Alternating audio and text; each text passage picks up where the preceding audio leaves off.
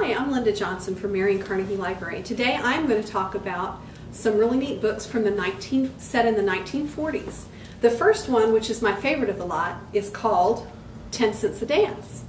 And if any of you have never heard about taxi dancers, this is a book about taxi dancers. Now back in the day, early 1900s, it wasn't uncommon to have a dance hall where the young ladies would take a ticket and they would dance for one dance with a young man. Now, all good and innocent, but sometimes some bad things went on. And this young girl, Ruby, she is from a family that works in the meat packing industry in Chicago. And she wants a different life for herself. She wants something more glamorous. So she takes on a job as a taxi dancer. Everything goes swell at first. She kind of has to sneak around and not let her mother know because some parents didn't think it was the most honorable of professions. And it's a really neat book in my opinion because she's a typical teenager in that she doesn't always make the best decisions. She makes some really dumb decisions, as a matter of fact. But that's what makes it interesting. It's how she grows from those mistakes that she's making. And that is what makes this my favorite of the lot. It's really interesting because you get a background history of Chicago, the meatpacking industry, how hard and demanding the work is that those people did. You also get a little bit of the World War II information because this is the very start of the war and some of the young men were joining the military.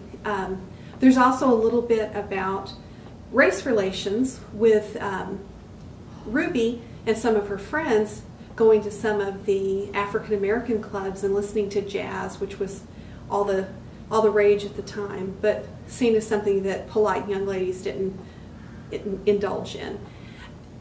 So this I would recommend probably for middle to older teens. It's a little bit gritty in ways. Some of the decisions she makes, some of the situations she's in might be a little bit much for a younger teen, but it's a really excellent book. Now, as far as I know, this is the only book that this author has written. I've looked for other stuff of hers because I've liked it so much, but I haven't found anything else. But if you do like this book and you do like the historical setting of the 1940s, there's a few other books I have here. Now these two books are done by an author named Joan Blundell. This one, called What I Saw and How I Lied, actually won the National Book Award for young people. It is set right after World War II in New York and then also in Florida. And the young lady in this one, her name is Evie. Her father's returned from World War II and they traveled to Florida for a business deal that doesn't go like it should. Now this is also by Joan Blundell. This one is called Strings Attached. And it's about a young lady who moves to New York to become a singer and an actress and a dancer.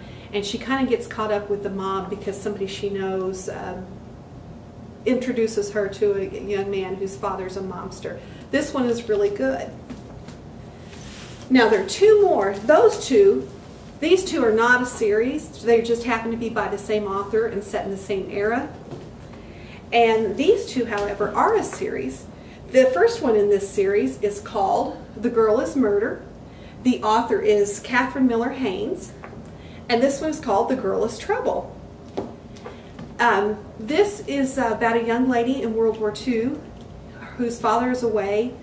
He's injured and her mother has passed away, and he comes home and how they get along after their injury. Her father is a private eye, so she has to, because of his injuries, help him to run the family business.